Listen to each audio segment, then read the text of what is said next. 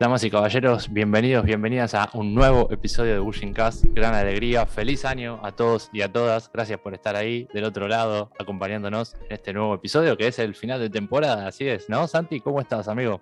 Estoy extasiado, como siempre. Nunca pensé que íbamos a llegar a un final de segunda temporada, proyectando una tercera temporada y cositas más en el medio. Que ya fueron viendo, ¿no? Con el visitando, vamos a tratar de hacerlo más seguido. Esperemos que el Omicron y toda esta situación del COVID nos permita ir juntándonos. Es importante que, más allá de la postura ideológica de cada uno, vacúnense o por lo menos cuídense para no propagar este virus y la pandemia, y obviamente tratar de poder estar y compartir con todos los Buyus. Y como hoy decíamos, teníamos un episodio muy especial, así que les vamos a pedir perdón por adelantado a todo el mundo. Vamos a hablar en inglés mayormente, vamos a tratar de hacer nuestro mejor esfuerzo para que se nos entienda. Así que nada, a partir de ahora lo hacemos todo en inglés, ¿verdad, Santi? Yes. Igual se van a llevar alguna sorpresita, como con nuestra entrevista en inglés anterior también. Así que, ladies and gentlemen, welcome everybody. Thank you for being there in the other side of the screen. Happy New Year to everyone. I'm repeating everything I say in Spanish, so I'm trying to not mess. Thank you for being there. New season is coming. This is finally over, with the 10th episode with a special guest today from New Jersey, USA, Christopher Carbonaro. Hello, Chris. How are you? Hello, how are you? Very good, very good. So, Chris, you are with the gang. Who are they with you? So I have here Darren. Hello. Don Hool and Rob. Hello. Yeah, Don, like we speak before, Don has translated some of the Paul Mays video and Ishizuka videos. So it's thank you for that job. Thank you for that share that information with all the people around the world. I think it's very important. That's the job also with this podcast that we started in Argentina, and now I'm talking with you guys in USA. This is crazy. Mind blowing. It's my pleasure. Worldwide. It's good to talk to you. Thank you very much. So, for all of you, how was it during these almost 3 years of pandemic with the COVID situation, the training and running the dojo? So for us, nothing changed. My dojo is at my home. So basically, I have a small plot of land, I have a small house, and on one side, it's a dedicated dojo, a Japanese Shinto shrine, as well as a garden. So we never had to close anything during that time because it's my house. Some people took off during that time. Other people continued to train. But as far as physical practice, we didn't lose we didn't have any break or stop at all compared to, unfortunately, most of the people in different countries, due to the different laws, no fault of their own. Luckily, we didn't have to do that, due to the fact that I set everything up at my home. That's awesome, and I guess you're taking the necessary measures to take care, in the beginning, right? Yeah, so something that's very interesting is that it's important to be able to have good insight. Like my bugo or martial name is Keiko, and it has this idea of the tiger that has the ability to perceive danger, perceive future. I've always been good at that naturally. So some people say I'm lucky, but it took me 20 years to get to this point where I have something at my home, and it was just set up in time for this pandemic, which obviously none of us knew was coming, but we were prepared naturally, and this is part of the practice, I believe. Right. That's interesting. We can see a lot of makimono right down behind you. I see These 3 of them. Kakejiku. These specifically are hanging scroll is kakejiku. Makimono is. Oh, okay. Okay, I'm gonna take note of that. We always say makimono here. Yes. Thank you for the correction. So it's a nice dojo. It looks very traditional. Looks good to train. Thank you. So, the dojo has a name, right? It's a Daimyojin Ninpo Dojo, right? It's correct? Correct. Yes. So the name of my dojo originally, when I was living in Japan, was the Tanuki Bujinkast Tanuki Dojo, which is the mythical, basically fox or creature that can shapeshift. Yeah. That was the original name. After many years, and I got my bugo or martial name, it became Bujinkast Keiko Dojo. And then recently has been changed to I believe the last time I will change the name, to the Bujinkan Daimyojin Ninpo Dojo. And how it's come with that name? So a number of years ago, I made contact with a American Shinto priest. His name is Reverend Barish.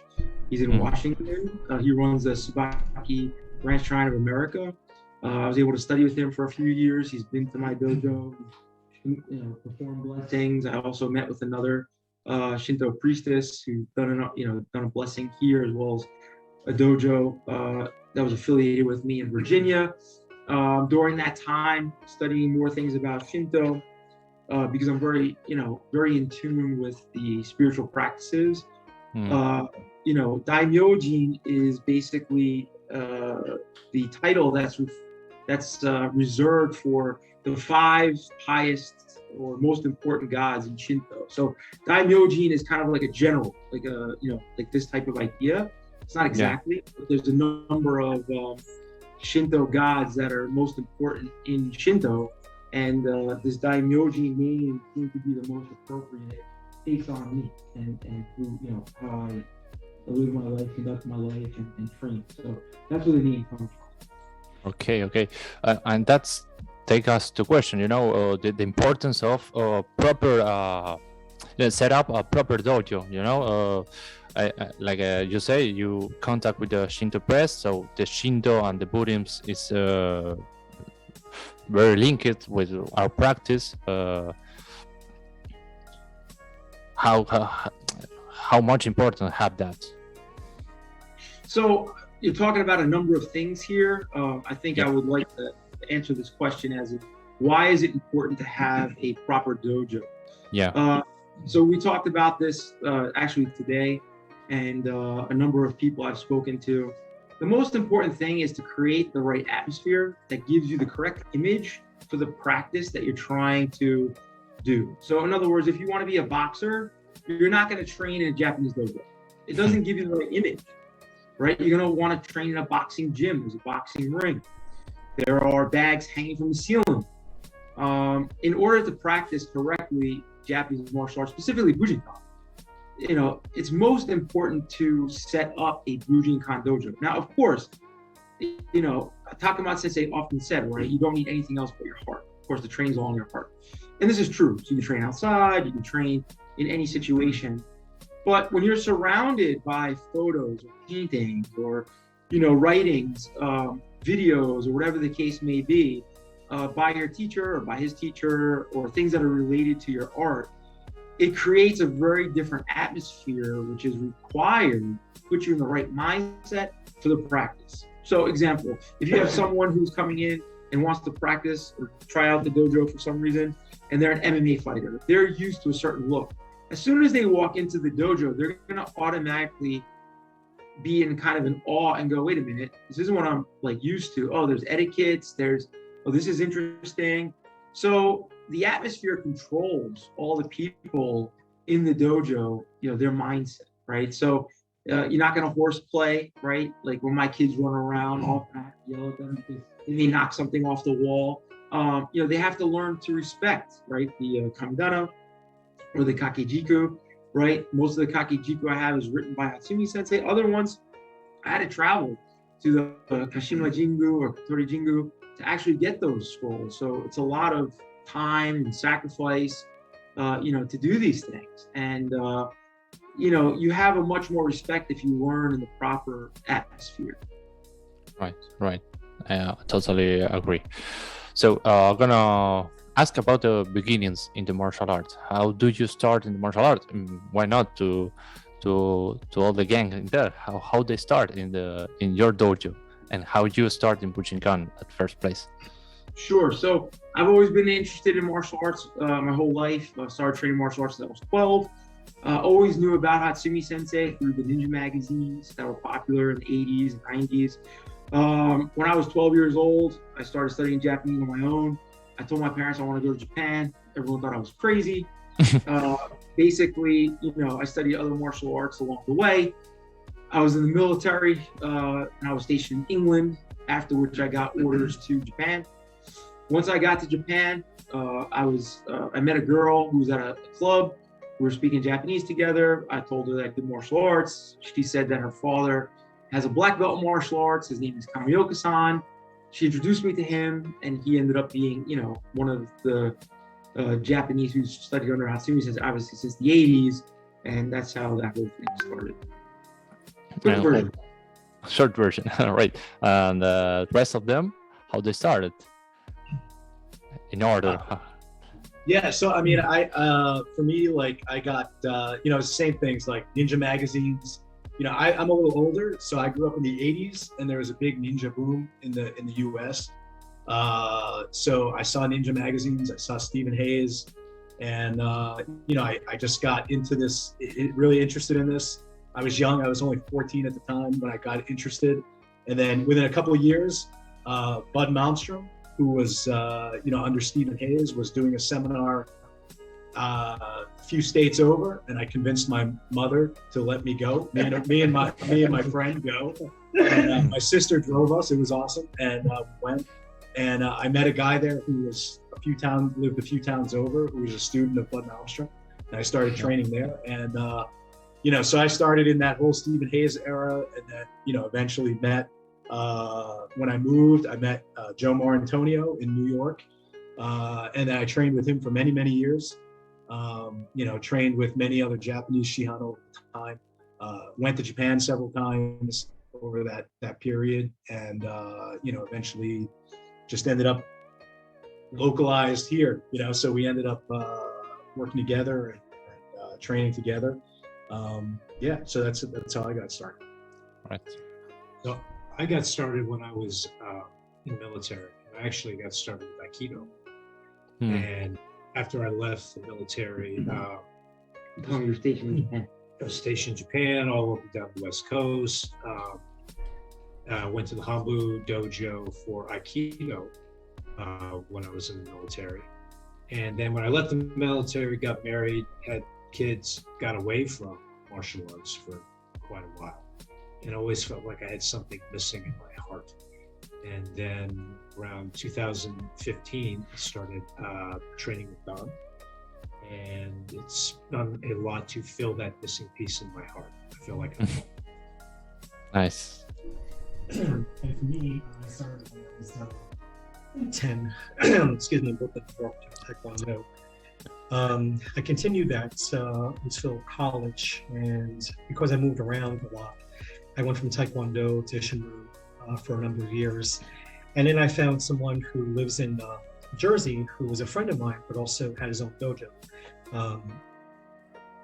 I don't want to say it was exactly Bujinkast ninjutsu, but it had some aspects of it. So when he wasn't able to train anymore, I took a hiatus of probably about a year or two. But I was really searching for continuation because I liked what I saw. So I actually stumbled upon Dansan's dojo and came in for a free class and never left. Here I am. So what are the things that caught you in the martial art that really say, I'm into this, I want to learn this, I want to train this? For me, it was Steven Seagal movies. Yeah, I like the style, his old, it was original movies, not the stuff today, but and that's the path I kind of took. That was for me. Yeah. Yeah, I mean, Steven Seagal definitely a big influence in the 80s, and again, the ninja boom. That was, the ninja craze in the U.S. in the 80s was so big. You had that ninja mystique, and wanted to be part of that. So that's that. If you start young, I think everybody has that. You want to be this ninja guy. Right? It's like, right. Yeah, really bad. Yeah, I think think we're all in agreement here. Okay, nice. So, Chris, you've been living in Japan. You have a long residence in there because your job in the military. I don't know if it's correct saying job. It's occupation. Yeah, no, job. Yeah, I was in the Air Force, so 5 Yeah. years in the Air Force. I was stationed in RAF Modal, England for 2 years, and I was stationed in Kobe Air Base, Japan for 3 years. During that time, obviously, I studied Bujinkast, learned Japanese language. Became a translator at the Hombu Dojo. Still translated every single time I went back. Even when I left Japan, I was going back to Japan at least 2 to 3 times a year, up until 2014. From 2014 to 2007. Well, from 2000. I guess a little bit before that, because in 2013 I became a police officer. But during that time, I was, trying to become a police officer, and it took me 3 years to become a police officer. So I had to take a little break from traveling, doing seminars and things like that. And eventually got back to Japan in 2018 and 2019, one time each for about a month. Right. So the question for everybody who had traveled is how it was that first met with Hatsumi Sensei, with the Soke and the Japanese Shihan. I'll let Don go first. My first meeting with Hatsumi Sensei was in the United States. Right, he came to the U.S. to do a ninja festival for Stephen Hayes. So that was the first time I met and trained with Hatsumi Sensei. But my first trip to Japan was in 1997. And, it was a really interesting experience. It's like, we were just talking about this, like, I had a friend at the time who was supposed to introduce us and bring us to Hatsumi Sensei's house. And he wasn't able to make it at the last minute. So he just told me, just call Hatsumi Sensei, just call him on the phone, on a payphone, and tell him you're going to come over, tell him who you are. I had 1 semester of college Japanese.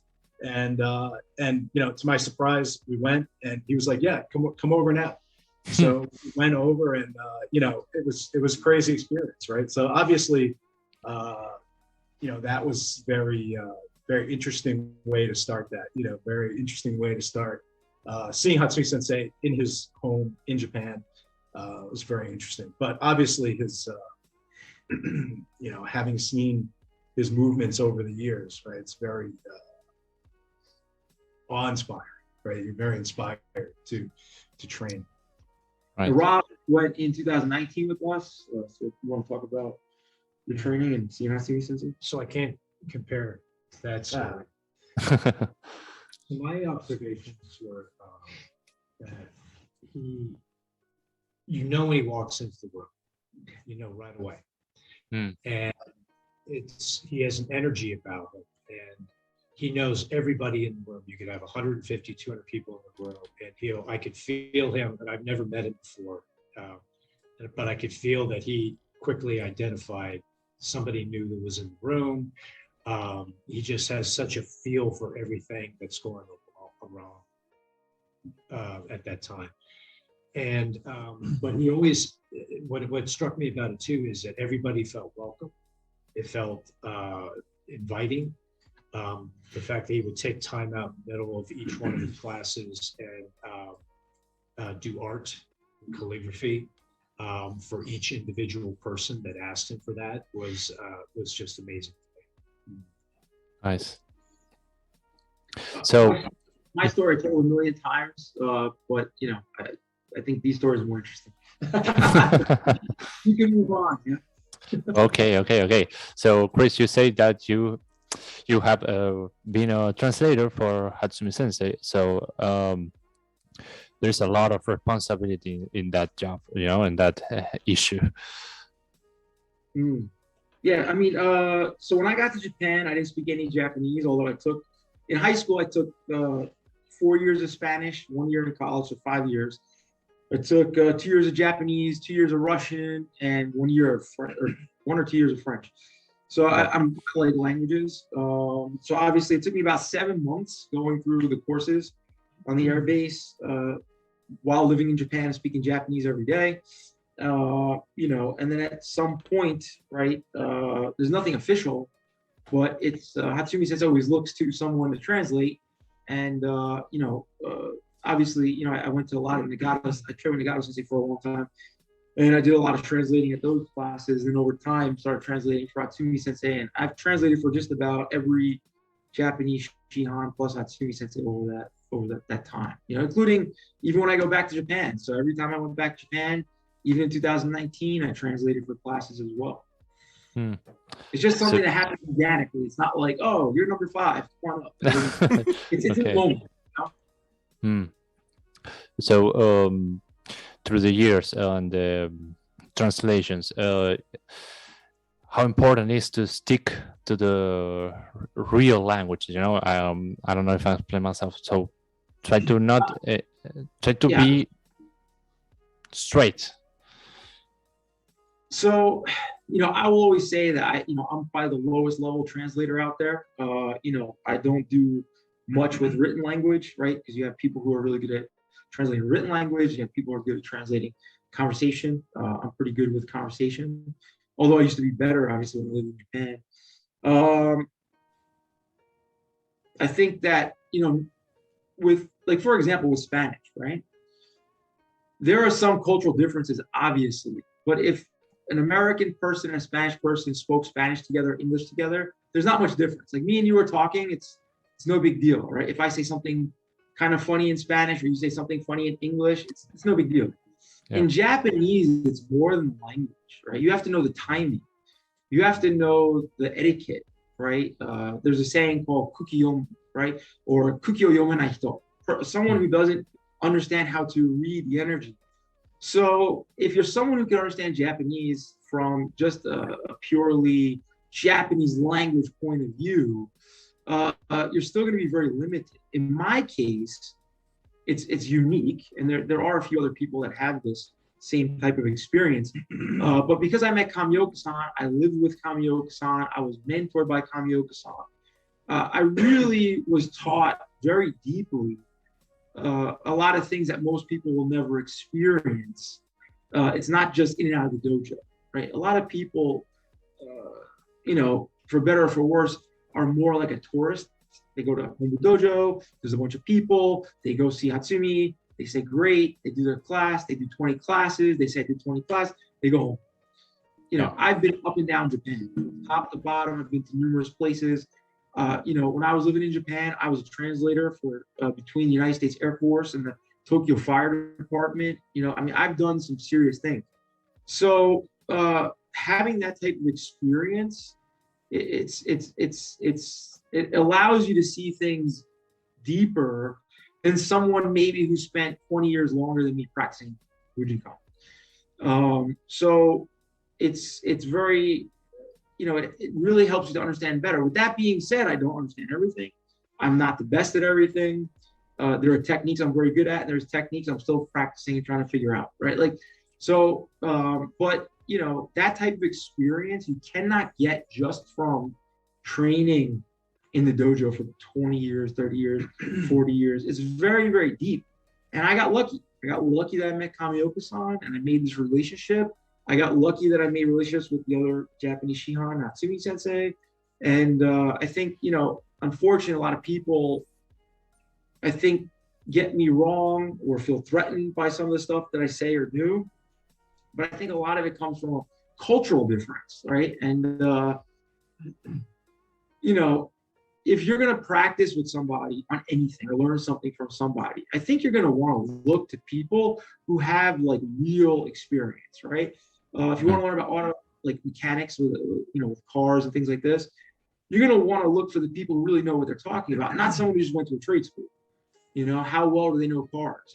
I have a friend, long time, Doug Tweedy, who's in Virginia, and he knows everything about cars. I would never try to argue with him or say anything about cars because I don't know anything about cars. But there seems to be this idea that, people have a feeling that they know more than someone else because they've been training longer. But what is your real experience, And I'm just trying to bring all that into perspective. So I don't think I'm the best. Everyone has their own experiences. Everyone tries to do their best. But you have to look at people out there who actually have a deep understanding, a deep relationship, more than just I go there once a year and I show my face in the dojo, you know? So hopefully that answers all your questions there as a whole. Yeah. So it's important, of course, understand or try to learn the language, the Japanese language. It's important to have the insights, the cultural insights, and of course try to set the mindset, like we say with the dojo. No, try to set the mindset. You have to understand what the art. Well, I think we should ask Don also, because, you know, he has a good understanding of written language as well. And, you know, me and him both did a lot of the translations together, and maybe he can speak about that also. Yeah. So, Don, how much do you recommend that? You know, try to learn, and what would be the first step to try to understand the Japanese language? Everybody should, if you want to learn Japanese, take a Japanese course, right? Like you have to be serious about it. You know, it's got to be. And you know, for me, I always wanted to learn all throughout my training. I wanted to learn Japanese, obviously, right? Because I wanted to be able to read these books. I wanted to be able to, knowing that eventually I would go to Japan, right? Like I wanted to be able to speak to people and understand from the mouths of the teachers themselves what exactly is being said. Because you, as Chris said, right, like every translator has a level, right? Like, and depending on who's there, you might get a very low level translation, just very simple, or just the general idea, or you might get very specific, right? And as we all know, Hatsui Sensei, for example, like sometimes he speaks is very deep, right? His what he's speaking about is not, you know, the Japanese scratch there. I don't know. What did he say? I don't know. I can't explain it, right? It's too complicated, right? Even though they understand. So I think it's very, I think, but I don't know what the right word, like you, I think it's very possible to miss pieces of the arts, the pieces of techniques, pieces of history, pieces of culture, if you don't have some understanding of the language, right? And you can fit in, obviously, if you go to Japan, you have to be able to maneuver, right? If you're no cultural awareness, it's very easy to be rude or make a wrong step, you know? But at the same time, I think also if you speak some Japanese, if you have some capability, you know, whether you're able to translate one word or something, or just say hello in Japanese to one of the Shihan, right? Then you will get that much more respect as well, you know, I think. So I think it's important. You know, you need, there has to be this, everybody should make some effort to understanding the language. You know, right. If this is your passion, then you should push yourself to do that. Right. So it's important to go deep in the practice in a lot of perspective, you know, in a lot of aspects. So that's gonna leave us a question that is, what is Bujinkast Dojo, and what the people understand about Bujinkast Dojo, and what you, Chris, and the crew understand about Bujinkast Dojo. So we're gonna do it after the pause. We're gonna 1 minute pause, you know, we're gonna cut, and we're turning back in 1 minute. Okay. So here we're back with the question we leave open. So what is Bujinkast Dojo? I'm gonna let Don-san talk about that first. That's a hard question, man. Yeah. Based on his answer, I'll say something. I mean, it's a hard question because the Bujinkast organization is huge, right? It's like so many people. And obviously, you know, as Rob said earlier, you know, Hatsui Sensei is very welcoming, right? Like everybody is welcome to come. You know, most people can just come to the Hanbu Dojo and train. And so obviously you've got a lot of interpretation of what's Bujinkast, right? But I think, you know, there's there has to be a right, correct way, right? So, and what that correct way is obviously going to depend on how you learn, who you learn the art from, and how you learn it. So, you know, I don't know. It's difficult, right? I mean, obviously, Bujinkast Dojo is a school where people are studying the arts of the Bujinkan, right? But there's so much. That's very wide. I think it's very difficult to focus in, right? I think I guess the question then would be, this is a good question for you, right? It would be, what is the correct, right? What makes a correct Bujinkast Dojo? You know, how do you know if you're following the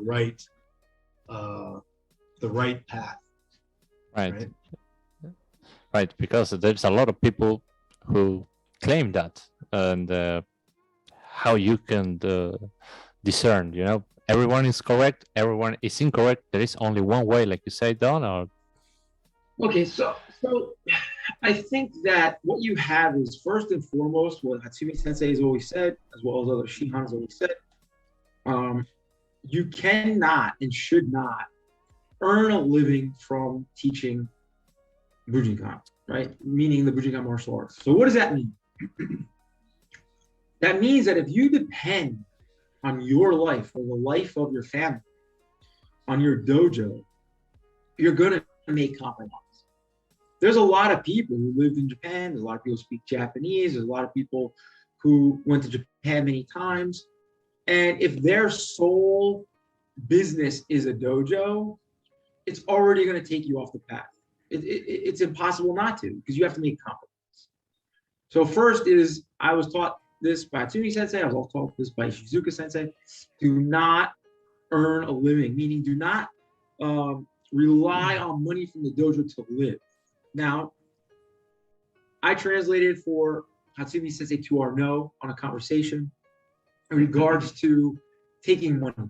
And the conversation was, the Bujinkan takes money like military. You need military to pay for missiles, ammunition, guns, tanks, food to supply your troops, right? And Hatsumi Sensei did that. Remember, Hatsumi Sensei's business was, seikotsu, seikocha, right? Like someone who does bone setting. That was his business. The martial arts came after. So it's important for people to remember. Oguri was also a bone setter. Ishizuka was a firefighter. Nagato was a chiropractor. Seno was it's not a mechanic, but he worked with like mechanical things. I forget what it was. Everyone has a job. Hatsumi Sensei always said that, right? Be normal. Don't look like a martial artist. Live a normal life. And I think a lot of people, and this has been said by Hatsumi Sensei, this has been said by Shihan, many people learn the business from Hatsumi Sensei, but not the martial arts. So, this is important.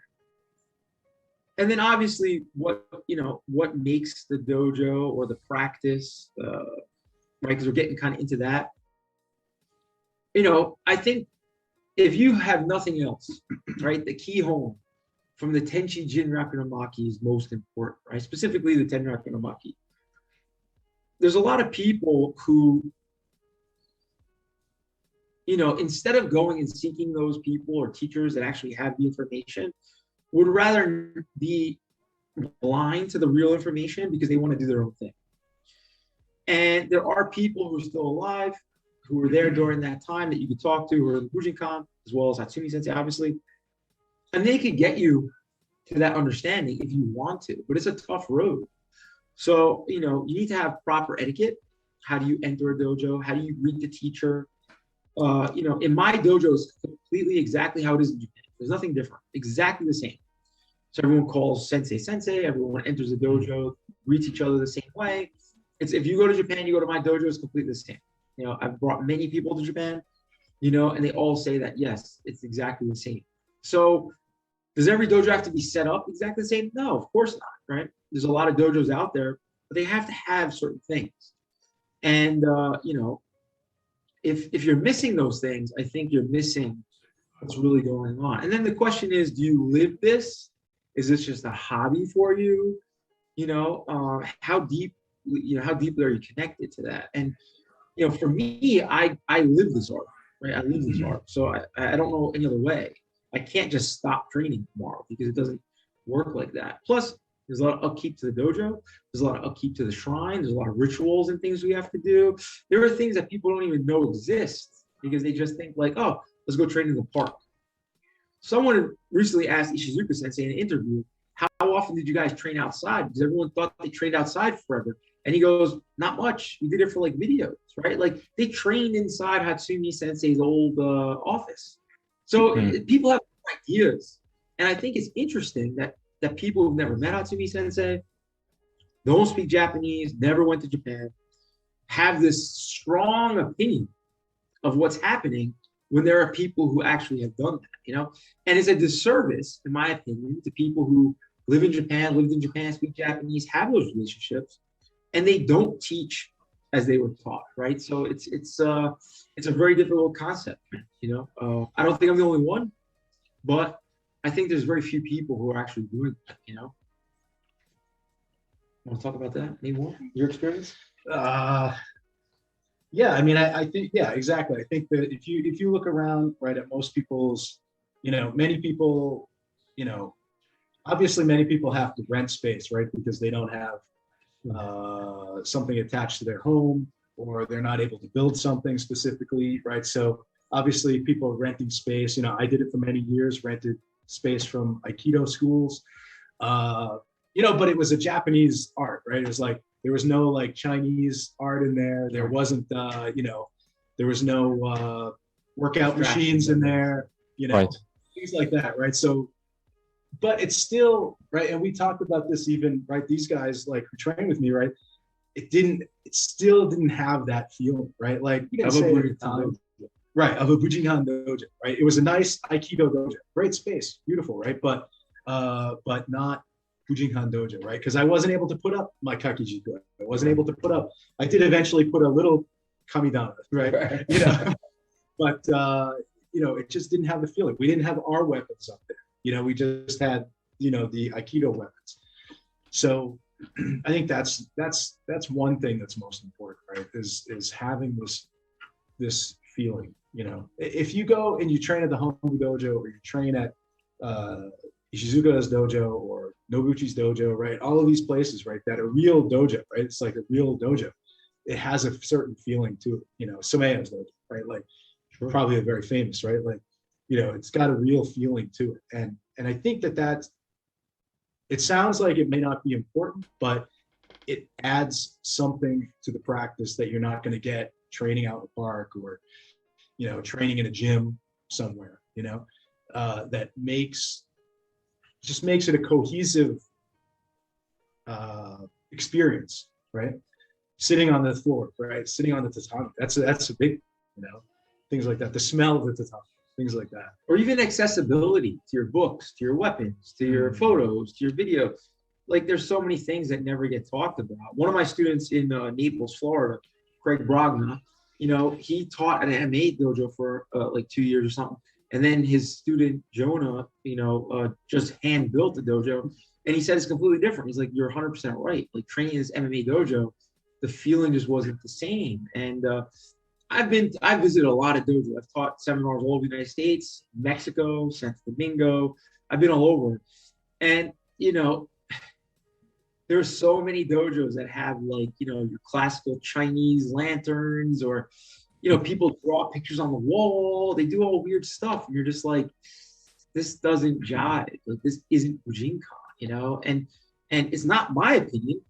It's the way it is in Japan, right? Like, I think this idea of like what I think should be or that I think is interesting, and it's important to have your opinion, but you should at least know the keyhole.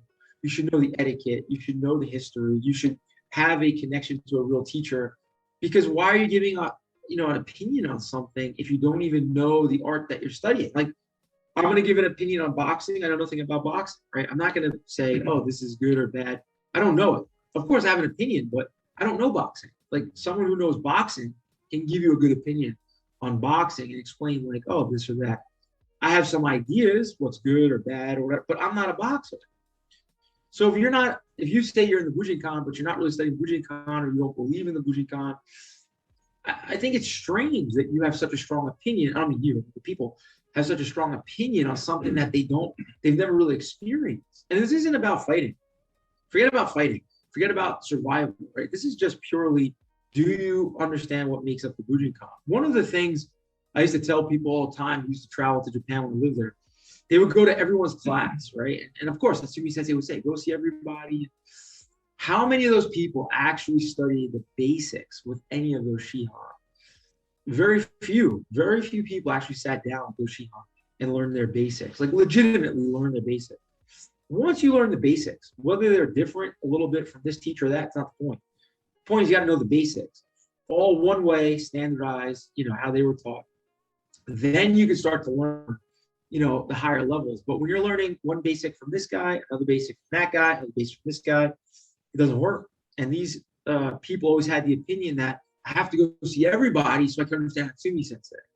And there's a common thread, which is Gyokoryu, really, right? This movement of Gyokoryu, how it was explained to me, right? That if you understand the true movement, you'll be able to do all the 9 schools.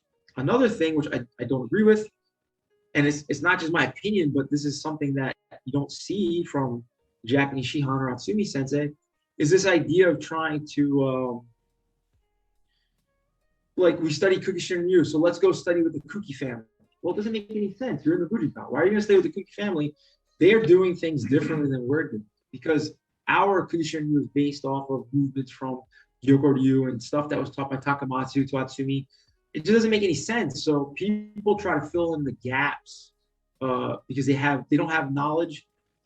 Look, I don't know a lot, man. I'm not going to sit here and talk to you about history. I don't know all that stuff, right? I know some things, of course, but there are other people like Kasem, right? Kasem Zugari is a historian. You want to learn about Japanese history? Talk to that guy. But we should recognize people who have real experience versus people who don't, and I think that's important. And when we're talking about this today, there seems to be this lack of criticism. If you criticize someone or you make a statement, people get all up in arms. And you got to understand, man, the things that I'm talking about, I've been taught by Atsumi Sensei, and if you want to call the Shihan and the Shihan, right? So it's not like I'm coming up with this idea. So I think people need to, if they really study the Bujinkast, should really know the Bujinkast and should really understand, what it is that's going on. And so if you're training Bujinkast, what makes a Bujinkast dojo? You should study the Bujinkast, the schools in the Bujinkast, right? That's the full circle, right? You should actually know what that is, and it'll shine through with your students. It'll shine through from you because you'll be able to transmit the art versus just teach a technique, which is quite different. Yeah, so that's leads us the question now. What is the correct way to approach the practice? The skill, the theory, the philosophy, the correct practice. For me, it's very basic. Or I'll tell you what we do in my dojo, right? You learn etiquette. So you learn how to maneuver in the dojo, how to address people, right? And then you learn the warm-up, the Junan Taiso, the Kokyuho, the Junan Udo, as taught by Natsumi Sensei, not taught in yoga or taught in some other art, right? It doesn't make any sense, right? When you're trying to teach yoga as Junan Taiso, it's really not the same, although it's similar. After that, you need to learn the Taihen Jitsu, the proper ways of rolling, the Kemigata, the ways of break falling, and the proper ways of Tobi Waza or Shi Ho Tobi or Shio Tenchi Tobi. You need to learn those things. Again, all from the Tenchi Jin Rakunomaki, right? Ten Rakunomaki. You need to know that, and you need to know it properly, the actual way. And then after that, once you learn those things, in my dojo, we study the Ishizuka Dojo syllabus as I was taught in 2018 and 2019 at the Ishizuka Dojo, as well as the Tenchi Jin by Ishizuka Sensei and his teachers, or his students, Ogawa-san, Aida-san. And then we learn the Waza, the same from, you could use this book, right? The Unarmed Fighting Techniques, by Atsumi Sensei. But this is so advanced, right? You need to know the basics first. And you need to have some type of, some type of conformity. Because in my opinion, if I go to your dojo, you go to my dojo, we should have a commonality. We should all know Nikudaki. Boom, boom, boom. It shouldn't be 10 versions of Nikudaki. And this is where the commonality of this Gyokuryu is so important, because there's slight differences when you do the other schools, but it's really based on that foundation of that Gyokuryu, It's really important. It's really important.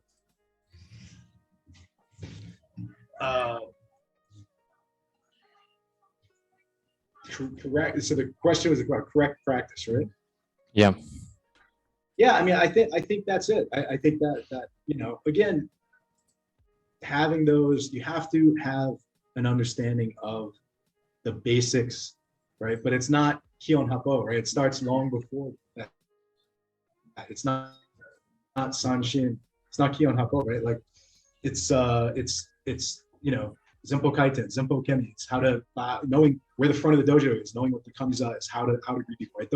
Those things, as well as having strength in your body and being able to sit, how to sit, being able to sit, being able to stand, being able to move from kamai, being able to move from all of these positions, right? All of those things start long before, the techniques.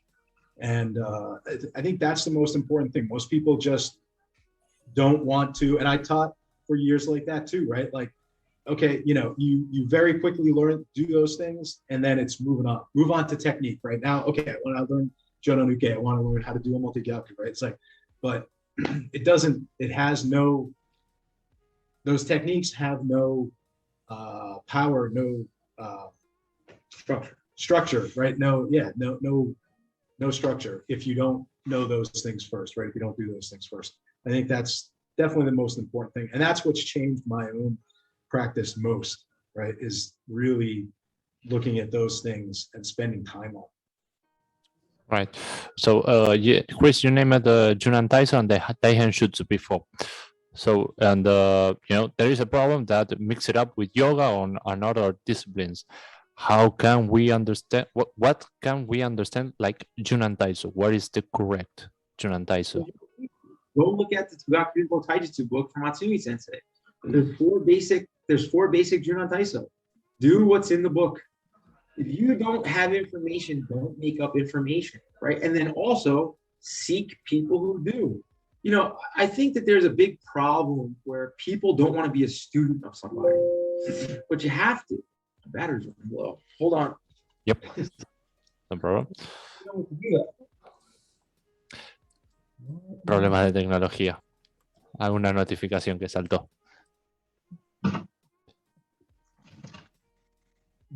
Mientras, si me están escuchando, so Chris, if you hear me, so Mundo Ruiz Tapia from Mexico says, hello, dear friend, Chris from Mundo from Mexico. I maybe guess you know him.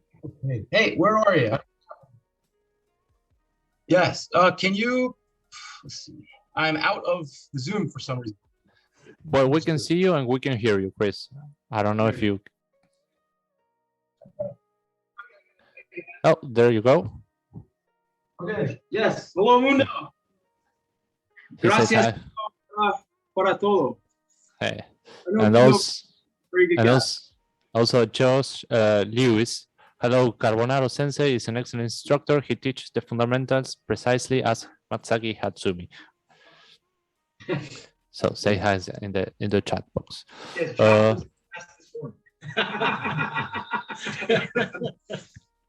right. And the Taihen Shutsu too. It's the same. We had to do what is in the Tenjichin. Of course. I mean, recently I heard people, and of course, people are going to get upset when I say this, and I don't mean it in a bad way, but people have made their own decision to abandon things, right? I'm going to abandon the Tenjichin. It doesn't have enough techniques. I'm going to abandon, the schools because it's too confusing. I'm going to abandon. I don't understand how anyone has the right to make that decision. You should follow as it's set. In my opinion, not my opinion, in my experience, Hatsumi Sensei tells us exactly what to do always. In my experience, and I have it documented, written, I have it documented, video, I have it documented from my experience, he always tells us to do the same thing. People just don't listen. This is the problem. It's not that, people say, oh, it's modern time, right? So instead of this, we should start here. As soon as I see someone go from here to here, I automatically feel they've lost their way, because you don't need that, right? What you need is to learn how to do the techniques properly, and then you adjust it to what's going on. But to go from here and then make this here, well, you're not training Bujinkast. It's no longer Bujinkast, in my experience. And, a lot of people don't hear what Hatsumi Sensei says on the side, or what the Japanese talk about behind closed doors. There's a number of people who have been around, including myself, who hear these things. So my opinions, quote unquote, are formed based on those experiences. And, I think it's very important. Hatsumi Sensei has asked the Dai Shihan to help the new generation learn these techniques. And if you don't know these techniques, well, how are you going to help the new generation, right? So I'm not saying this as like an ego thing. I'm saying this as like, I feel that's very important as a Dai Shihan, and anyone else who's a Dai Shihan. They should feel just as important. I need to be doing the best I can so I can do the best for my teacher. Hatsumi says he did the same thing for Takamatsu Sensei, right? They did the best. He did the best he could to pass on the art, and he said, okay, I did it. Now it's up to you, right? So it's very different from saying my technique's better than your technique. I don't think that's the case. I think it's, are you doing Bujikan, or are you doing a form of a different version of Bujikan, right? Also, it's funny to me that so many people, and again, everyone's gonna get upset at this, and I'm sorry, but they look to the Jinenkan guys, they look to the Genbukan guys to try to get information, because they never got the information directly. But the information is always come from Hatsumi Sensei. So to try to find this information through these different ways, it's disrespectful to Hatsumi Sensei, right? It's like, it doesn't make any sense to me. So you should stick to Hatsumi Sensei. And if you read his books, if you watch his videos, and if you spent enough time with him, right, speaking, talking, practicing, listening, and if you've made the right connections with people, then you'll understand that. But you can't, people take advantage, unfortunately, and they teach these modern self-defense techniques, or they create these systems and then try to teach it to Bujinkan people. And all these people get sucked in. And it's sad, So I think you're asking the right questions, right? And, again, I'm not the only person who's doing it. Like, there are a number of people who are doing it well. But you have to make that decision. You have to reach out. You have to sacrifice. You have to sit down and really learn from someone. And most people don't want to do that because they want to be number one. They want to be themselves. When I was in Japan, and when I still go to Japan, I don't say anything. I don't talk. What am I going to tell Hatsumi Sensei? What am I going to tell Ishizuka Sensei? What am I going to sit there and tell these people who are much older than me, lived much extravagant life than me? What am I going to tell them? It's no, shut up and listen. Okay, all right, listen. After next month is my 20th anniversary of Bujinkan, and it isn't until recently that I'm now trying to talk more about my experiences, because I've been able to gather my thoughts, and the last 20 years has been me trying to figure everything out, put everything together, changing different paths to do that. So, but I don't understand why people are getting upset at that, other than they feel, they feel that their experience is not as good or something, right? Like, I don't know why, but if you're gonna do karate, you should do karate. If you're gonna do Aikido. But don't do Aikido and say you're doing Buddhism. This is what a lot of people do, So I think you have to really ask yourself, how much time have you spent with Hatsumi Sensei? How many conversations have you had in Japanese with the Shihan? Do you have their books? Have you read their books? Have you watched their videos? Have you studied? I don't mean watching videos for entertainment, but for actual study purposes, and say, I heard Hatsumi Sensei say, very interesting. Many things don't get translated right? So, Mm-hmm.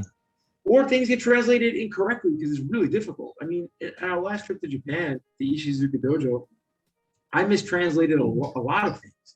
And when we came back home, when I watched the video, and I was like, oh, that's wrong. So I had to tell all my students, remember I said that? That's not the right. I understood what it meant inside, but I couldn't get the words out right. So then I was like, oh, that's what he was saying. Okay.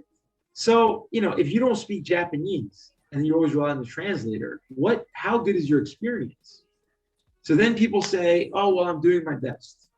Okay, but are you? Right? I'm always trying to do better. I'm trying to do my best, but I gotta do better, So it's a hard conversation. This is a hard conversation to have. People don't want to have.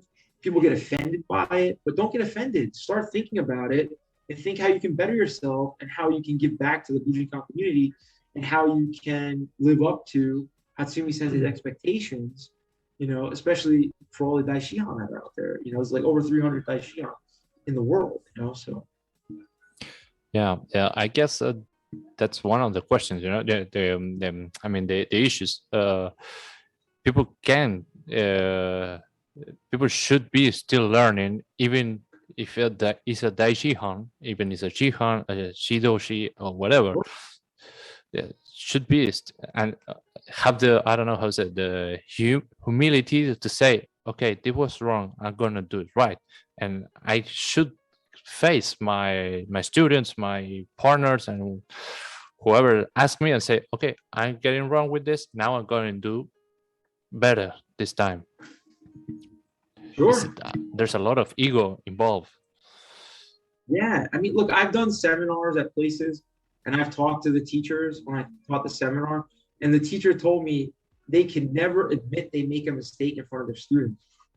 And it doesn't make sense. I made plenty of mistakes, and I say when I can't do something, it's because if you're trying to teach something you don't know how to do, it's very easy to make mistakes. So you really got to make sure that what you're teaching, you actually know,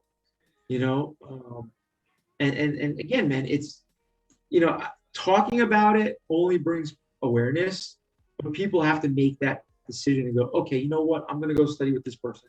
I'm going to go stay with that person. Oh, I'm going to listen to this person. And most people aren't going to do it. They're going to sit there, they're going to listen to this and go, oh, it sounds good. Or they're going to sit there and go get mad and be like, this guy, Chris Carbonaro, But I don't want people to get mad, Look, I'm not the most diplomatic person, but I don't hate people. I don't hold grudges. I'm not mad at people. You can disagree with people and still get along with them. So, I don't understand, even yesterday, right? There was someone attacking on the Bujinkast forum. Why? Why would you do that, right? Like, just tell us your story, right? You're teaching Bujinkast. Tell us your story that you have with Hatsumi Sensei. Now, if that person doesn't have any stories with Hatsumi Sensei or whatever, then maybe that's why they feel they have to say something, right? Because now their students will listen to something like this and go, uh-oh, well, hey, and that's happened a lot, man. A lot of things that come to light, and then people change course. I mean, I've changed course myself. So this isn't just in America; it's also in Japan. It's everywhere. But there's definitely a correct way. Hatsumi Sensei always says "tadashi keiko" or "tadashi waza" or "tadashiku yaranai to." You have to do it correctly. You have to do the correct technique. You have to do the correct movement. People don't hear that. They hear do whatever you want to do. And that's not what Hatsumi Sensei says, right? Hatsumi Sensei, like one of the videos I was watching the other day, he was telling let's just use Dai Shihan as the highest rank now, right? Before it used to be Godan, it was Judan, it was Jugodan. And Hatsumi Sensei would often say, I'm teaching to the highest rank. So we'll say Dai Shihan, just for the purpose of the conversation. And, he would say, like, you, Dai Shihan, should practice like I'm doing, like, try something different, do something different. He never said teach like that. And what these people have interpreted that as, oh, Hatsumi Sensei told me abandon the waza and just do whatever I want to do. Hatsumi Sensei never said that. He never says that. He's saying that, you need to go beyond the technique, which is true. But it's all timing, and when you go beyond the technique, that's a very difficult question to answer. I mean, you can't. It's all internal. When you're able to do a technique so good, it's so natural, So I'll give you an example. As it was explained to me on my last trip to Japan, everything that Hatsumi Sensei does is basics. And people cannot mimic, right, Hatsumi Sensei, or copy, I would say, Hatsumi Sensei, because they don't know the basics. So they try and they try and they try, and it becomes this weird movement, this weird dance. But all Hatsumi is doing is a teodoki, he's doing a jorakuke, he's doing a mutadori technique. But people just see, all this weird stuff, You have to look for the omotegyaku in the technique. You have to look for the onikudaki in the technique. You have to look for the, sotonage or something. Look for the basic that Hatsumi Sensei is doing. If you don't have a reference point for the basics, you can't possibly understand what he's doing. And then you're just following blindly this weird movement. And then people come in your dojo and you're like, oh, I went to Japan once. Oh, okay, you must know what you're talking about.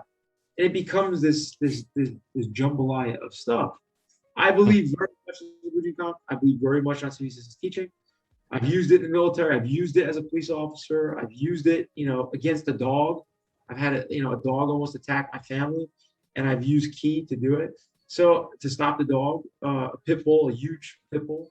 So there's nothing special. Everyone can do it, but you have to really practice well, And yeah, man. Anything to add? Next question. Okay.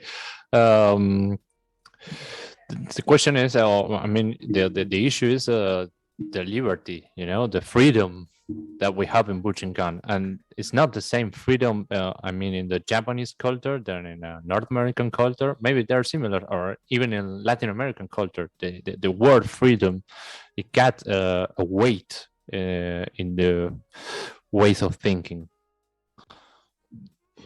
Freedom is not what people think freedom is, right? Freedom is a result of being able to execute good basic technique so well that you're able to move freely.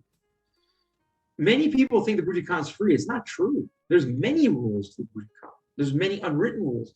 If you read all of Hatsumi Sensei's Sanyaku, right, both from the Europe as well as America, if you read Hatsumi Sensei's book, there's a lot of rules, and people just overlook all that stuff. They're like, what? I was reading something the other day, and I think in the 80s or maybe the 90s, Hatsumi Sensei put a council together, right, way before the Shite no. And it was made up of 9 or so people, and those people were, charged with protecting the Bujinkan, making sure the rules and regs are followed and stuff. You don't hear anyone ever talk about that. Most people probably don't even know about it, right? I didn't know it. Yeah, well, that's what I mean. This is there's so. I'm telling you, man, I have researched this stuff. I have studied this stuff. Bujinkan. I'm not talking about Japanese history. I'm not talking about history of the schools. That's a totally different thing. That's way above my pay grade, okay? But just the Bujinkan martial arts stuff, I've studied this stuff so deeply. And people then think that you're lying or you're making something up, or that's not my experience. But it's all documented. So if anyone has a question, I have no problem to show them. Whether it's a video, whether it's written, whether it's in writing from a document from Hatsumi Sensei, but I challenge people the same thing. It's weird how people come up with these strange ideas. It's like, when did Hatsumi Sensei ever say that? And what context was it said? So it's a lot of misunderstanding. A lot of misunderstanding. And you're talking about you're doing Bujinkan across many cultures: Sweden, Finland, Norway, Argentina, Mexico, Spain. United States, Canada. So how many different cultures you have is very difficult to understand. That's why you have to really go and study under somebody who knows. You can't just go join a Bujinkan dojo because you think it was cool in a book. If you go into a dojo and you think something is weird, you should leave the dojo. You shouldn't just go to the dojo because it's 10 minutes down the street. And then you get sucked into this weird world of training, and you're getting taken advantage of. And this is something that I try to, I don't like that. Right? I don't like when people lie. I think they shouldn't be taken advantage of. If they don't like the dojo because the training's too hard or whatever, they want to leave, that's totally fine. But you can't mislead people, Anyway, that's just me. So yeah. So after the brief pause, we're gonna open up next question about the Kohai, Senpai, and student master relationship. These guys can answer that for you. Awesome. Let's tell you all about it. Yeah. So we're gonna a 2 minutes pause, and we come back right away. Convenience, we improvise a plan B. So here we are again.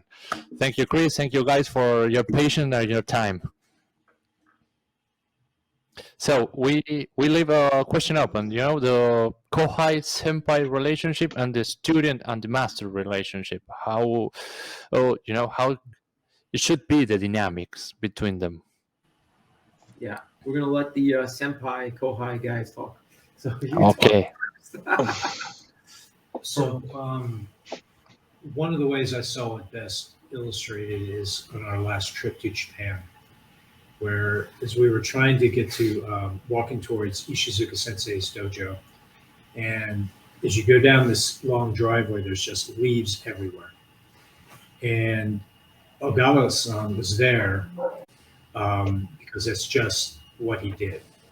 And it's our first day there, and once we figured out, what to do, then we started to help with that. So it just struck me that the relationship that they've had over such a long period of time, that relationship is still there and still in place. So I've always viewed it as one of its responsibility, where you have to be as good as you can be all the time for those who are looking to you for guidance, and then you have to observe and learn as much as you can from those who have gone before you. Yeah.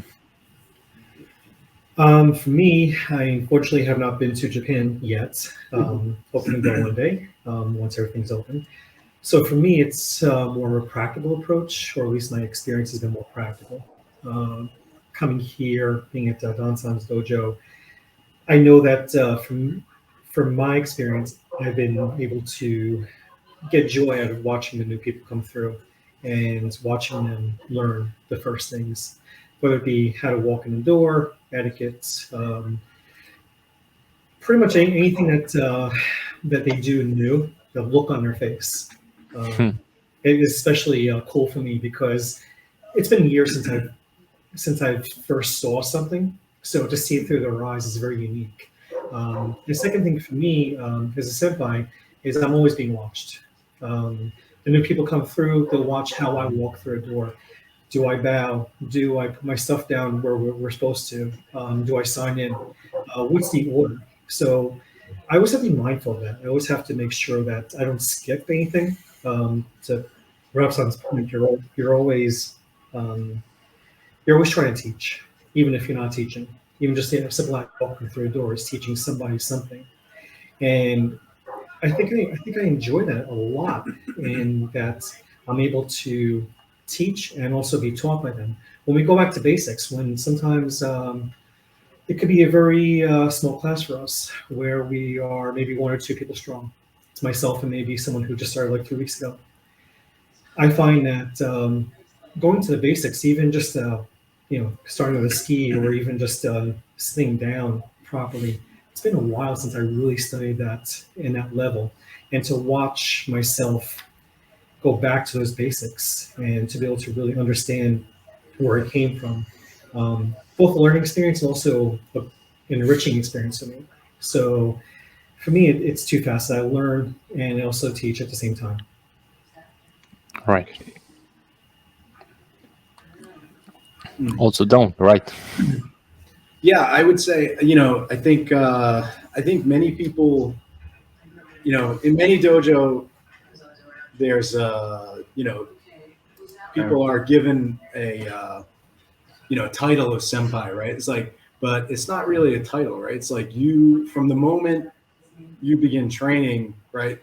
You are, for the moment somebody new under you starts training, you are a, senpai to somebody, right? So, and like Darren said, I think you have to be aware that, you're always being looked at, right? And you should strive to make a good form, good model for that, for everybody in the dojo to look at you and see how you work, right? But it also has to do with, teaching techniques and helping people out with different things, right? So I think that the important thing is that it's it shouldn't be something that you're told you are, right? It's just you should understand. And as kohai, obviously that's important too, right? Many people when they come in the dojo don't have any sense of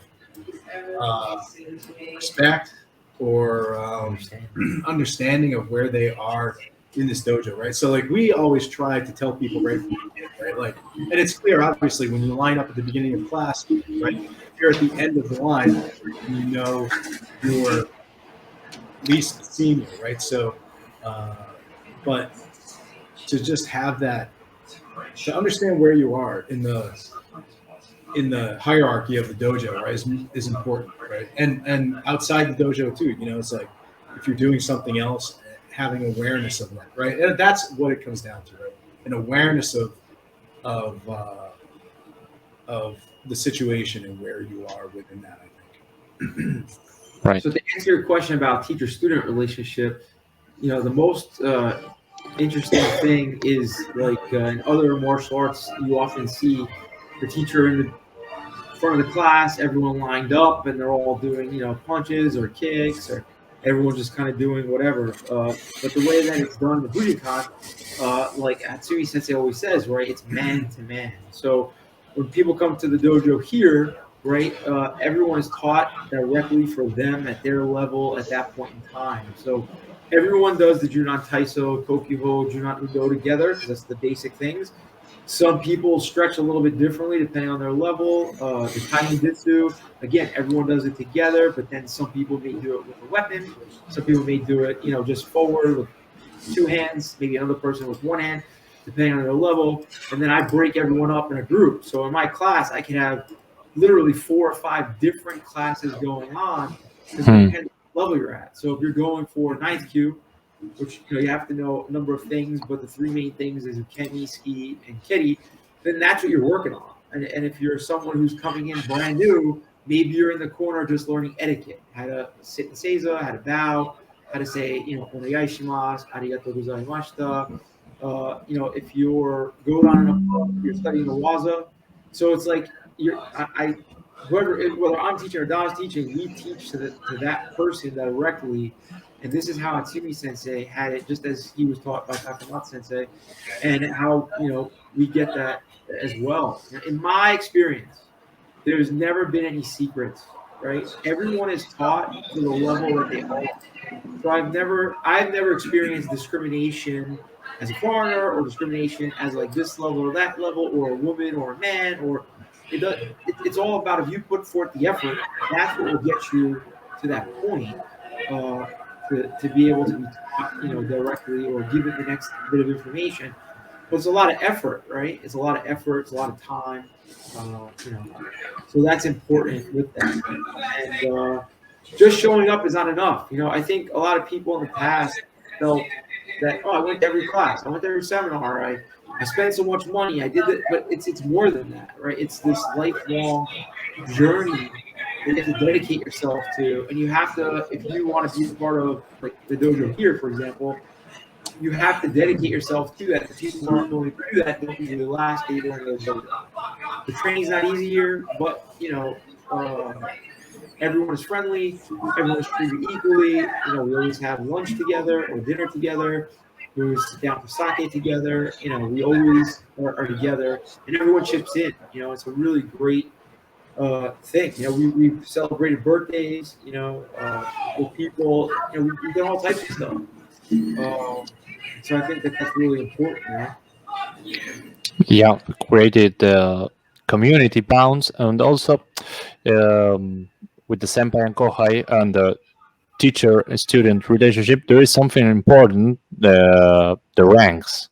You know how it should manage the ranks in the Bujinkan art.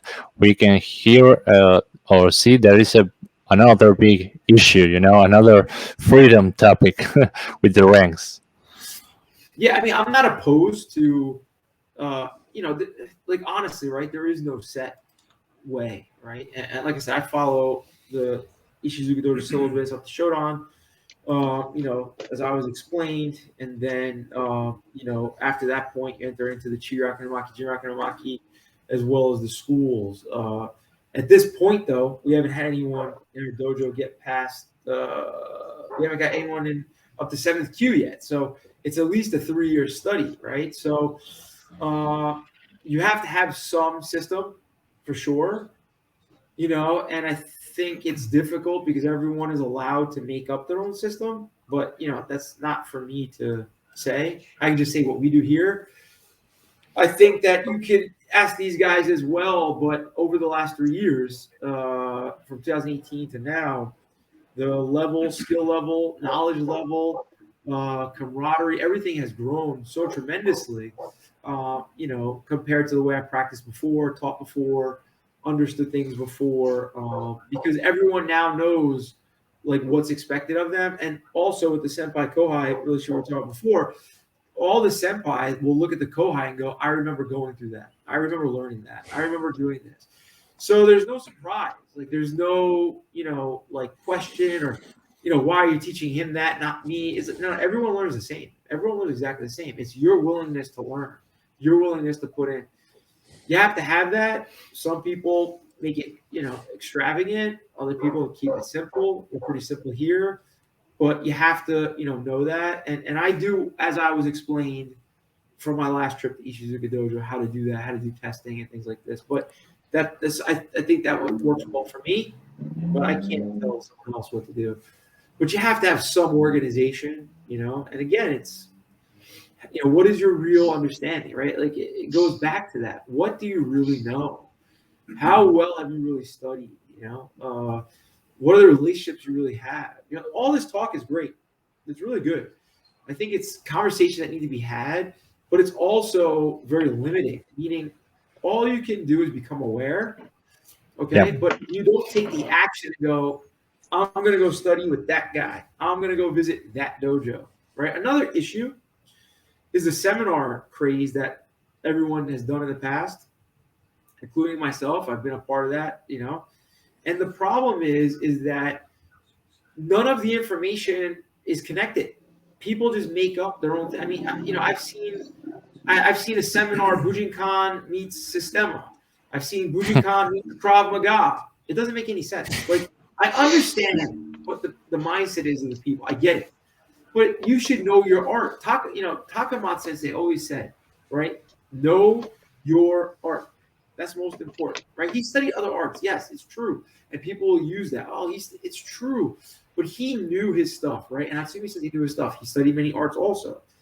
But it's this mindset that, you know, everything that we're studying builds upon the other one. When you have a different set of movement, for example, you have this movement, Ichimonji, and then you have this movement, boxing.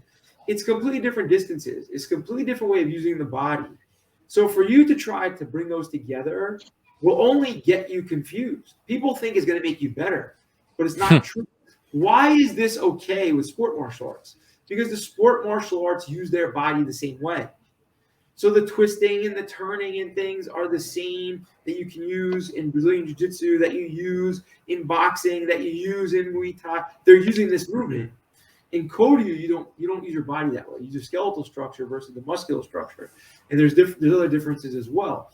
So this is what the big confusion is. So when people do that, you know, it's you can obviously see, oh, this person doesn't understand the art they're studying. It's obvious. I mean, there's no question.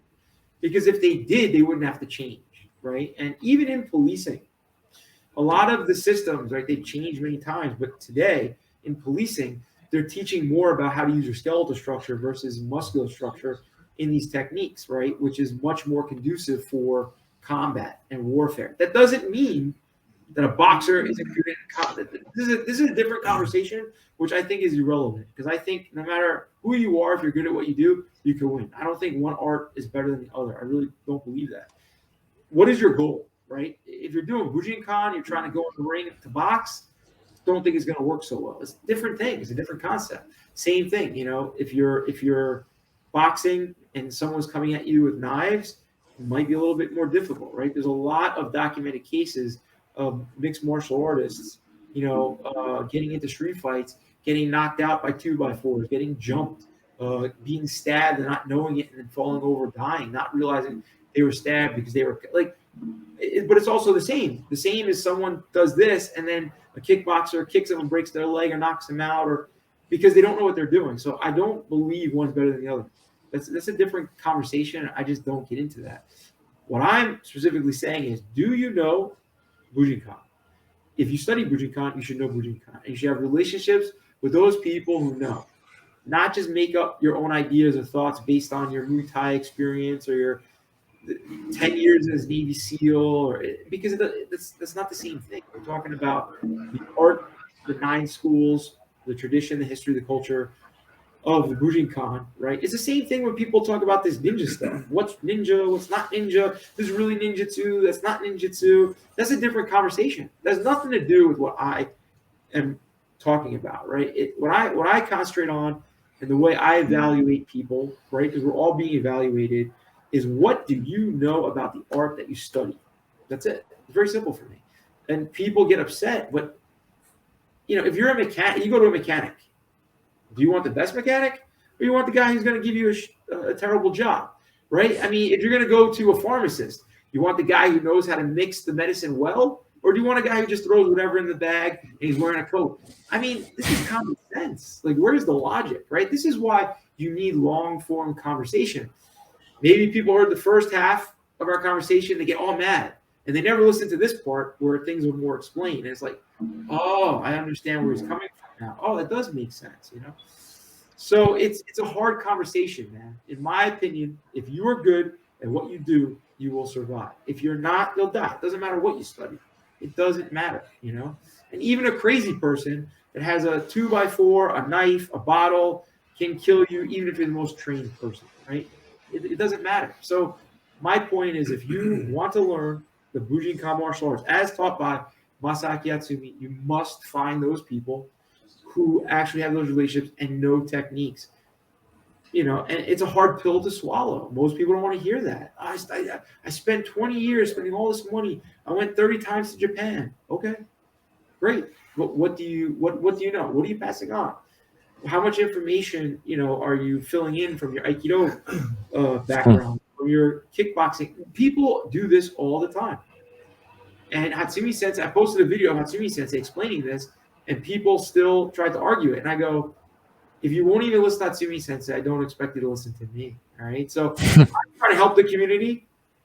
I don't think I'm the only one. There are other people out there. And I encourage other people who have experiences with Hatsumi Sensei and the Shihan or whatever to share that, to help people learn. And that's why it's good that all these guys are here, that they can share their experiences too. Indeed.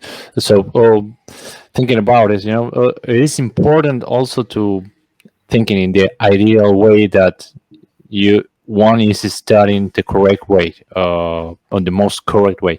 It's important to test Bujinkan techniques with another martial artist, or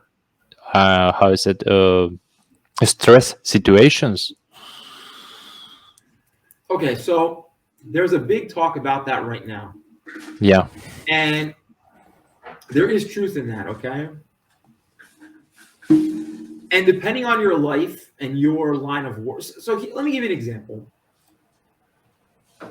If you live a life where you never fight, you've never been in a confrontation, if you're not having to be under stress every day, and you study martial arts, I think that you have a feeling inside, does this really work? I think it's very different when you are someone who has a job where your life is on the line every single day. Military, police, firefighter, EMT, okay? So there are ways to do these stress tests. I've been involved in many things throughout my life. I'm not going to go through it, but I've been involved in anything. This stuff works if you do it the way it's intended. But before you get to that point, you really have to know your basics, because if you don't, people will be injured. So I'm not saying don't stress test. Do we have randori? This is important. But in order to do real randori, and in order to test your technique, you have to really know your technique or someone's really going to get injured. So I don't do that at this point because people are still learning the technique. I mean, we were practicing a waza from Kotoryu Hekito Gata Sokuboku, right? Mm-hmm. The guy comes in with the sword, you step off, you kick with your toe to Hoshi. The guy lets his hand off the sword, you strike him with shakukan into his eye. One of the guys was just so like rough with it, and he poked the guy in the eye, you know, and if he went a little further, he could have ripped his cornea, right? Ripped his eye out, right? Just from trying to do a basic training. So can you imagine if the guy now tries to really swing at him, the other guy gets out and it becomes crazy because there's no control. You have to get to a level that you have good control to avoid injury, right? It's really important. So I'm not saying don't stress test. I'm not saying you can't test yourself, but you know, I'll let Don talk about this too. Training in the basics and training the waza the way we are now, I have so much more respect for the Hatsumi, Ishizuka, and all those guys because at their age to be able to do this shit, it's unbelievable. Because I'm 40, these guys are 50, or you're almost 50, right? So he's 40 also, but you know, and it's hard, man. Body hurts, it's tiring, and these guys still do it. It's a big feat. So how do you test something you can't do? So example, you don't know how to swim. Hey man, let's test your swimming skills. I'm gonna throw you in the water. But you don't know how to swim. Don't you want to have good technique before you go in the water? Right? Mm-hmm. But I think, you know, today we had some good examples of that. If you could explain, even like the Musadori and stuff we did. Yeah, I mean, I think you know,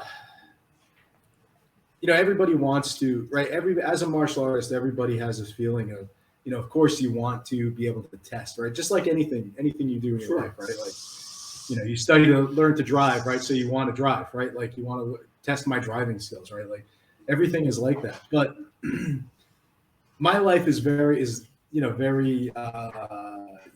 normal, right? It's like I work, you know, very boring job, right? Boring life, right? So I'm not exposed to those things, to the dangers, right, in the world necessarily. But so of course there's that bit of your brain that says, can I survive, right? Could I survive in a situation? It's like, so, you know, based on what I know now, right? Could I survive? And I think you have to, as you said, you can't just throw yourself in, you know, you're not going to jump in with a bunch of lions, right? You have to really be able to do the basic techniques and have real confidence in that, right? Like, so of course, if you train for a long time, you'll practice these techniques over and over, right? But sometimes you have the experience. I've had the experience now where, you know, many of these techniques, I did them before, right? Many thousands of times, hundreds, we'll say, thousands, right? Whatever. But it's like, then you experience a new level, right? It's like somebody does it to you and you're like, oh, okay, I understand now, like why Mushadori is so dangerous, right? Why is Onikudaki so dangerous, right? Why are these techniques? So why are these basic techniques the basics, right? Because they're deadly, right? Like you can really hurt somebody really. So when you experience that, you have to then push yourself to learn those things, right? Like to really understand the techniques themselves before you could ever try to apply them, you know? And there's so many points, right? It's like so many, again, if you do things at a very surface level, it's easy to say, you know, the technique, right? I know the technique. Okay. You know the name of the technique, you know the shape of the technique, but like, can you really do it? You know, you really have to train. In my experience over the last several years, you know, you really have to practice these things, pick up all the small points, you know. Let's talk about the difference to cutting today.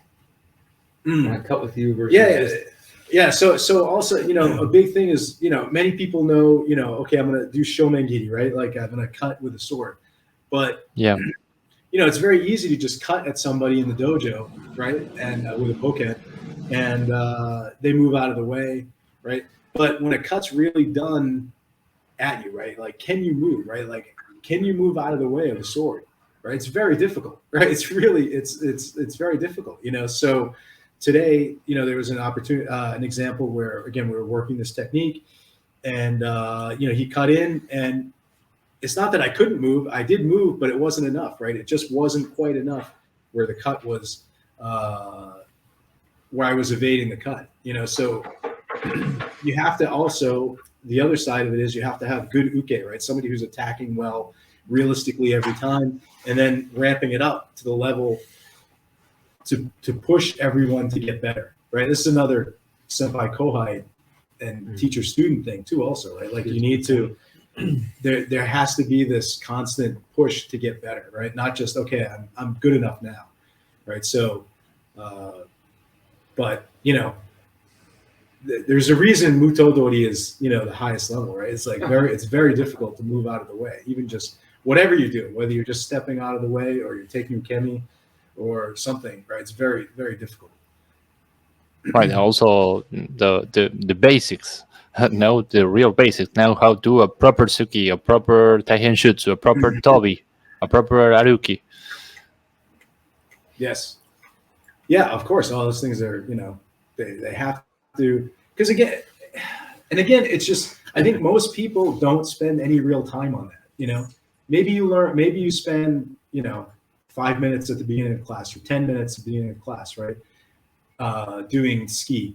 But if you, you know, we've over the past several years, right? Like, we've spent hours hitting the tatami, you know, and it's just because, it's not because we want to make our fist bleed, right? We want proper form, right? So now when these guys attack me, it's a very different feeling than it was 5 years ago, right? Like, when they would attack, throw a punch. Now it's like, I better get out of the way. Yeah, I'll give you an example. We were in Japan in 2019. We were in Ogawa-san's class, and we did Yoko Nagare, the Nage Waza, right? So I did it to Don, and Don rolled. I did it to Don, and Don rolled. And Ogawa goes, "Why are you rolling? The technique's working." And you're like, "What?" And he's like, "Yeah, I can see by the way Chris, right? I can see by the way Chris is doing the technique. There's no way he can throw you that way." So then he told Don to basically stand your ground when I did the technique. I did it Yoko Nagare probably about 25 times and couldn't throw him. 25 times in a row. And I'm there. It's a private class with Ogawa-san. I'm the main teacher, right? It's my students who came with me, and I can't do this basic technique. And I was just like, man, damn. Right? And like, people just do it like it's easy. And, you know, it took a long time to develop that, understand the angle, how to use your body, how to sit down properly, you know, how not to use too much power, how to use your body weight versus your muscle strength. But I mean, literally, it felt like 25 times. And Don just stood there. And I was like, why is it not working? And I felt so embarrassed. So it's like, you know, you have to learn the proper technique. You know, our ski wasn't correct. Our uke wasn't correct. Our kedi wasn't correct. Everything was wrong, right? And then it was like the only thing that was correct were the techniques I was asked to show that I learned in 2018 at the Ishizuka Dojo, right? And it was like, okay, good. So my Ichimonji no kata was good. My Onikudaki was good. And, you know, for what we were doing, right? Okay, I was like, okay, that's good. Let me show you the next step, right? But everything else was terrible. And I was like, damn. And then come back and hours and hours and hours and hours and hours and hours trying to learn how to move the body correctly and make sure the distance is right, make sure everything's aligned, make hours on my hand's like this when I'm hitting, it should be like this, you know, whatever. And that's what people don't do, because they do it in 1 second. Like, I did this technique and we're just gonna do another technique. How? When I see people in the dojos, these other dojos, they do one waza and they do 15 henka after in the same class. It doesn't make sense, because I can see that their uke doesn't even know how to grab, doesn't know how to punch, doesn't know how to kick, but they're doing all this henka. So how is it possible? What are you learning? So then the rebuttal will be, Hatsumi Sensei says we should do henka, so we're ready for any situation. Yes, this is true when the right time for you to do that comes. So the teacher can only be as good as the students. If the students can't get a punch, then my Joruke is only going to be able to block that level of a punch. When I meet someone who's better, I'm not going to be able to block him at all, no matter how great I think I am, right?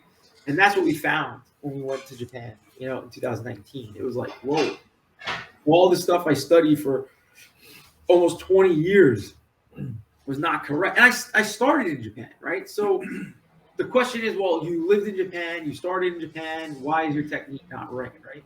There's a number of reasons. But the point is, all that experience finally came together in 2019. And then now, the last couple of years, we've been developing all this stuff. It's like, oh, now we have a good starting point, right? But it took 3 years from 2018 to now just for me to really try to make the best, syllabus, this Ishidu Dojo syllabus, as best as I can, right? And of course, I'm not perfect at it. Of course, I still have to learn things. Of course, everything can be better, right? Of course, but it's the best it has ever been. But it only started 3 years ago. So then these guys are doing the same, and some guys are better at ski and keri, other guys are better at mushidori. Like, so it's always different levels. But to commit to be a part of my dojo, for example, is a tough commitment. And I've had many students, and many good friends, and some people don't talk to me anymore, and it's unfortunate. Like I said, I don't hold grudges. I'm not mad at anybody, but I think it's a cultural difference, and people just can't grasp that like, I got to do this way. Why do I have to do it this way? I'm American. I can do whatever I want. Okay, it doesn't work. Then go to American karate. Don't come to the Bujinkast dojo. But it's hard, man. It's hard. Yeah, it was life changing. That year, 2019, and be with Ichizuka and his students. But you see as I don't know, your previous experience as something necessary go through to get to this point. Yes, I wouldn't trade it. I wouldn't trade it because I have a broad understanding. Like, I have a full, complete understanding. I've trained with everybody, right? So if you only stuck with one person, you only know one way, and that can be limiting, right? So my experience of knowing, oh, this is good, or that guy's good at that, or this guy's bad at this, or whatever. Like, it's without that, I wouldn't have as open of a mind as I do. I would be very one way, and people think I'm like very one way, but I'm really not. You just have to get through the levels, right? I mean, I think these guys can explain better because they go through the gauntlet every class. So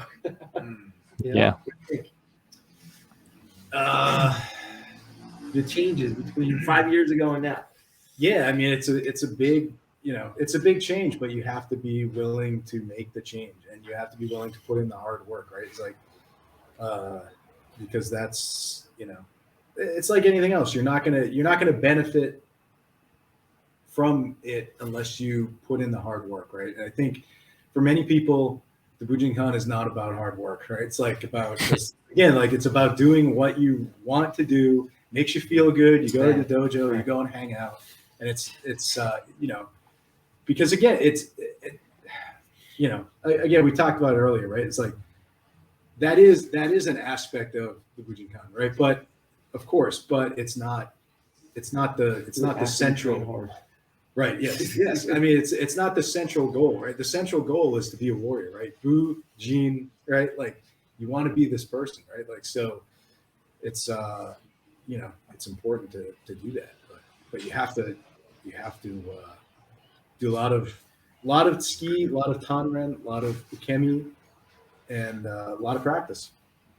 Yeah. Keep it the martial art, like the core of the situation, Sure. Everything else satellite. Yes. Yeah. Chris, what is the relationship with your daily job as a police officer and also as an ex-veteran force veteran, and the martial arts, and especially specifically the Bujinkan? Yeah, I mean, like I said before, I've been in a number of situations, but the number one thing that's most important about the training is the environmental awareness, right? So if you want to bring that to the Saki test, right, the Saki Jitsu test, it's this idea of just being aware of what's going around. I think this idea in the dojo, you practice these fighting techniques, these killing techniques, and you're trying to learn how to do these things, right? But even though you're doing that, you're trying to become a better person, right? So you're forging your spirit by doing this, by enduring pain and understanding where to hit and, you know, going through these techniques. So I think the people who just concentrate on this idea of fighting, which a lot of people are right now, I think it's very low level, right? It's very low. And I think that's something for young people, right? It's like as you get older, right? I mean, your body's tired or broken. So I think you have to do those things in a natural rhythm, right? We all have, I think. So, you know, I think it's necessary. I'm not saying it's not necessary, but, you know, so my point is with my job and everything like that, the main thing is situational awareness, learning how to read people's body language, learning spatial awareness. That's most important. Again, I'm not kicking and punching people. It's against the law for me to do that unless it's absolutely necessary. So even though I'm practicing all these things, I'm not hitting people that I come across in the street as a police officer. We're not doing that, right? It's learning how to respect people, respect yourself, be confident, learn how to, you know, talk to people respectfully, and it's very important. So, you know, so that's really how that works. Right. So you named it earlier the Soke test. You know, your Soke test, when it was and how it feels. It was November 2003, and I was in front of the Hombu Dojo. I took it, I think, twice before. Once with Hatsumi, and then like once with Arnaud in the Hombu Dojo. And then on that Sunday, we were sitting down, and Hatsumi was drawing. And Hatsumi turned around and looked at me and said, "Today you will not die." And I was like, "What? Okay, you know." So I sat up there and I moved a couple times by myself, and then I said, "I'm just going to sit there." And all of a sudden, I just felt like, "Gotta go," and I just rolled, and everyone was quiet.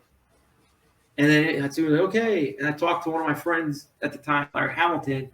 I go, "What happened, man?" I said, "No one said pass or no pass." And Larry was like, "Dude, I thought he hit you. Like it was so close. Like you moved just at that time, right?" And that was it. Your Soke test? He has an interesting, maybe more interesting story. Not bad. Yeah, I took I took it at the last U.S. Taikai, so that was in 2003 in I guess August or September, something like that.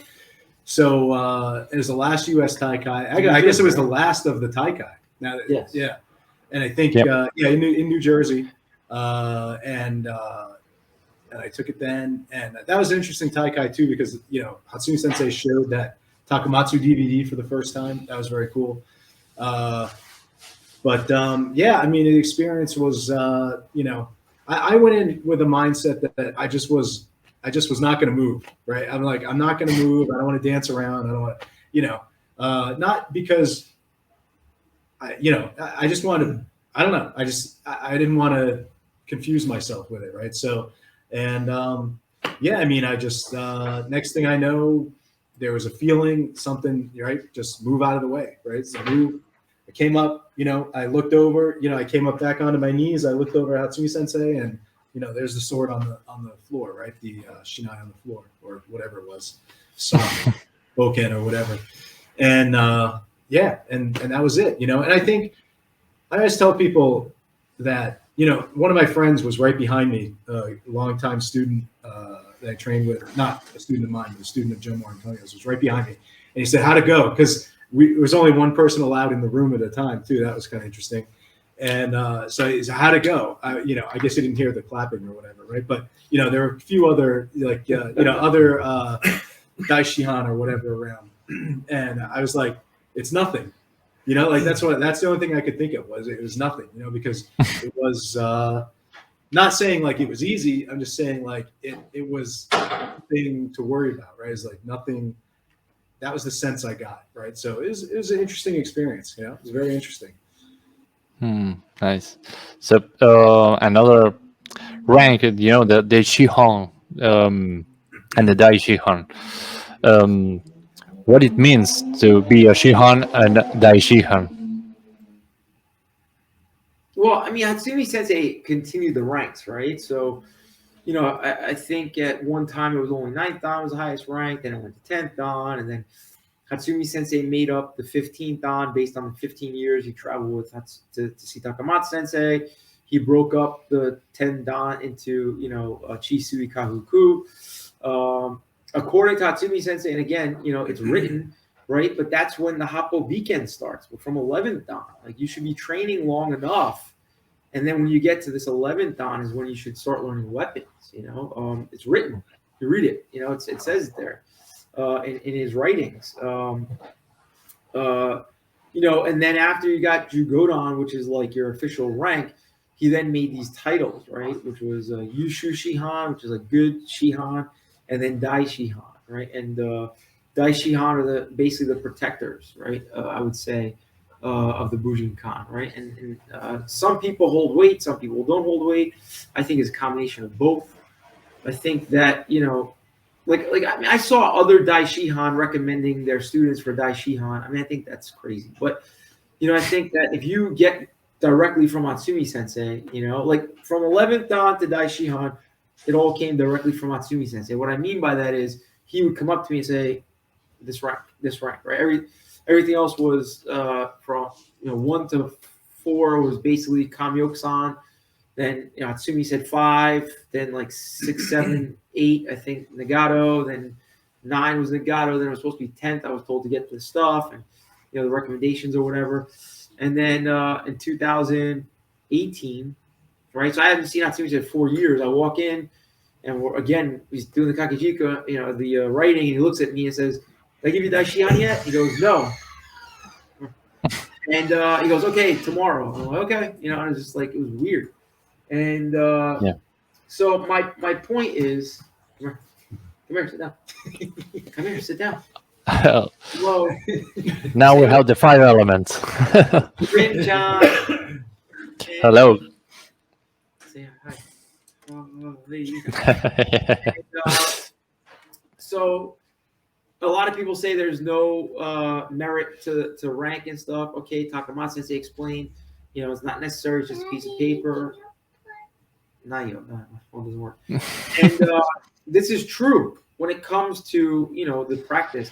But from what I understand, from my observation, your rank and getting these ranks show some relationship with Hatsumi Sensei, right? So if you're training 30 years in the Bujinkast, you have a Yondan, your relationship with Hatsumi Sensei probably isn't that much, right? But if you have 15th Dan and you've been training 20 years, well, then it shows that Hatsumi Sensei knows who you are. Hatsumi Sensei also a number of years ago, there was issues because I was one of the people that they, a bunch of people got mad that I got, high ranks and stuff because I was so young. And, Hatsumi Sensei came out during the one of the Taikai, I think the one in April with the Takamatsu. And, he said, he goes, "Please respect the Jugodan. They are my students. They were born from me." It's really important, man. So Hatsumi Sensei is saying these people are directly my students, and you could argue, you could say it's not true. You could say Hatsumi Sensei said this, but listen to what Hatsumi Sensei said in Japanese, not through a translator, and you'll see, right? So I think that even if the person is no good, or even if the person was very good, then they're not good anymore. Or if the person was really good and then they went to war and they lost both their legs, now they can't practice anymore. They still have that relationship. They still learn. So I think that there's a lot of merit there. This idea, I think people hide behind their rank. So in other words, I'm good because I'm Dai Shihan. And I think people hide their rank because they're not good technically. So they don't want people to know what their rank is. It is what it is, right? It came from Hatsumi Sensei. It was given to me directly. If you have it, it was given to you directly. You have to do your best. It's very important. Right. So I see that your family is claim for you, Chris. We have 2 last questions for today. Yeah, sure. Maybe we can do another episode. So Sandy, it goes for the 4th of you. The usual 2 questions you do. Well, I will. Do you hear me well? Yeah. Yes. Okay. Yes. I usually ask the guest that if they, in this case, could give advices to practitioners, people who are starting in Bujinkast and people who feel stuck in their progress? Number one, find a teacher who really knows what they're talking about. You have to find someone who knows, and it may not be in your country, it may not be in your town, it may not be in your city, but you have to do your research. You know, whether it's Aikido, boxing, Kung Fu, karate, you have to really think about it. And you have to also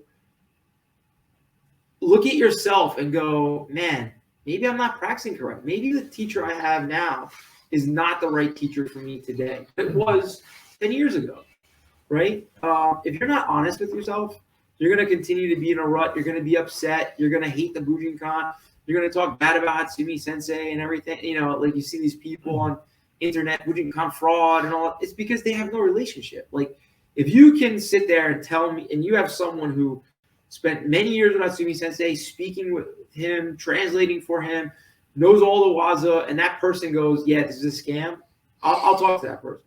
But it's mostly people who went to a dojo, it wasn't for them, you know, they got scammed out of money, you know, no one talked to them when they went to Japan or something, and then they have a chip on their shoulder. But it's you know, or they're mentally ill, you know. So that's my advice: is be honest with yourself and find a real teacher, you know. Oh, everybody. Yeah, I would say the same thing, right? Don't be afraid to, you know, if you're new, right? Like check out, do your research, right? Check out like who you're training with. Does what they do look like what you're seeing in books and maybe in videos of Hatsumi Sensei or the Shihan, right? The senior Shihan. You know, and does what you're seeing in class match what you're, you know, what you think you should be seeing, right? Of course, you know, not as a new person, you don't know anything, right? So you know, you don't have any real ideas. So you have to be willing then to also be willing to change, right? Like, okay, maybe that's not the right guy, like you said, right? Like you have to go on to somebody else. Grab the people towel. And then I would say if you're training for a long time and you're feeling stuck, you know, again, you need to be willing to reassess yourself. What do you want out of it? You know, and then you know, think about how you can make that change. No, right? bring that. What do you need to do to make yourself to get more out of your training? Right? Reinvigorate yourself. Right. Yeah. Right. So what I would add is that in addition to all of that, is that you then have take the feeling that you get from your training and incorporate it into your everyday life, and incorporate it. It's even if it's just a couple of minutes every day. You get up and you go through your Bujinkast, you do your kokibo, start your day off that way. Do a little bit of Jodan Uge, do some ski if you only have a couple of minutes, but try to find little ways where you can work it in, just make it a part of who you are and make it a part of your life. Right. For me, I look for the aha moments, the light bulb moments where things just click. You might try a technique over and over again, days, weeks, months, and then finally it just clicks where it feels right. You know, no energy is being used, you're doing it correctly, you and your partner feel that was correct. When you first walk through a door as a white belt, your aha moments are probably every day. Zepokemi, Zepokaiten, you get those pretty quickly, but as you move on, maybe those light bulb moments happen once a week, once a month. Or, you know, as you progress past Shodan, maybe it's once every few months.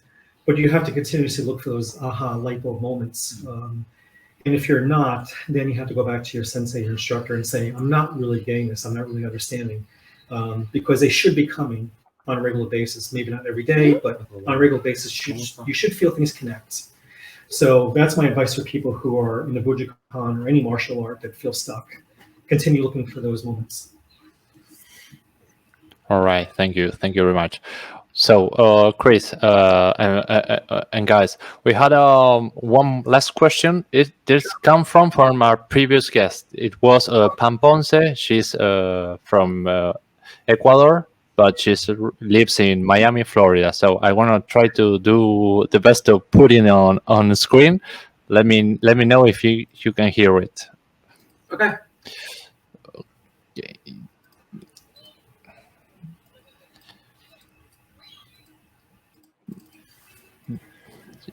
There should be. It's like a game show or something. Answer this question. It has wings, red, and it flies. What is it?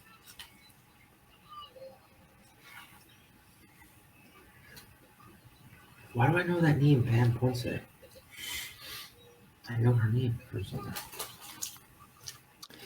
So, do you hear it? Maybe Chris can translate it. No. No, I don't hear it. Oh, okay. Bueno, la pregunta, the question was from Pam is, with all that we have learned through the masters and the Buyus in the tatami, what does give you to make the world a better place? So, let me ask you a question. Those type of questions it has no foundation, right? It's like Bujutsu, masters, tatami. It's not a really good question because you need to do the practice in order to get the answer to that question. It's not something I can tell you. Do you know what I'm saying? That's like a philosophy flower question. So to me, this question shouldn't be asked. It should be learned. The answer to that question should be understood through proper, correct practice. Okay. Does that make sense? Okay. Yep. Because right now, there's a lot of people on the internet that are talking this philosophy stuff from Hatsumi Sensei. You know, whatever they say, right? All this philosophy stuff. Oh, it's good to be light like a butterfly and, swing through the trees like a monkey. And okay, what is that? Who cares? Right? You need to know proper shito, uke, keri, ski. And when you train, right? The answer to the question is this. When you train, you build something inside of you that allows you to give back to your community. So you cannot ask someone for that answer. You have to actually develop that answer yourself so that you can give back to your community. All right, so this philosophy stuff is, it's nice and it's pretty and it makes you feel good and it sounds great. Oh, community, the people, the mat, but it's a question that has no foundation or roots. Right? So the answer to the question is you must practice correctly until you get to a level that you're able to give back to your community. That's really the best way to answer that question. Does that make sense? All right. Yep. Totally. So tell Pam if she's in Miami to go to Naples and practice with Craig Brogna at the dojo, and then she'll get the answer to the question herself. Okay. So now, Chris, it's your turn to make the next question for our next guest, which we don't know who will be.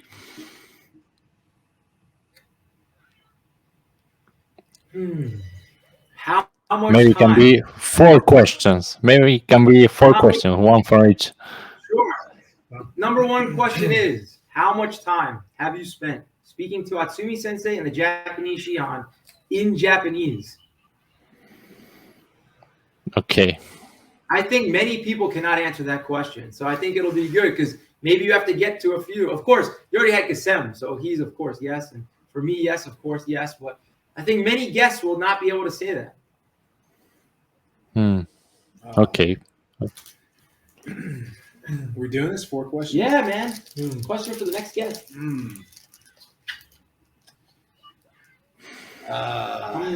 I pass. There. Okay, good job. Let me think about it. Wow. Ask questions for anything. Let's see. What was your first light bulb aha moment in a Bujinkast? Okay. So what was your first inspiring, what inspired you first when you started studying Bujinkast? This is maybe an easier way to understand it. Okay. How many lists did it take to get this out? Yeah. That's it. We're done. I'm going to pass too, guys. So. Yeah. So, I mean, I think a good question. Sorry, excuse me. I think a good question would be, what do you find as the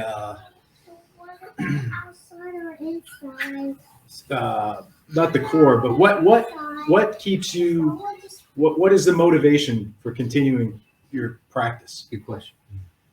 Okay, thank you. We're gonna record it and gonna be presented to our next guest. I don't know who will be and neither when it's gonna be, but there is the question made it. So thank you to you. Thank you for your time, for your patience. Despite the technical complications, we made it through.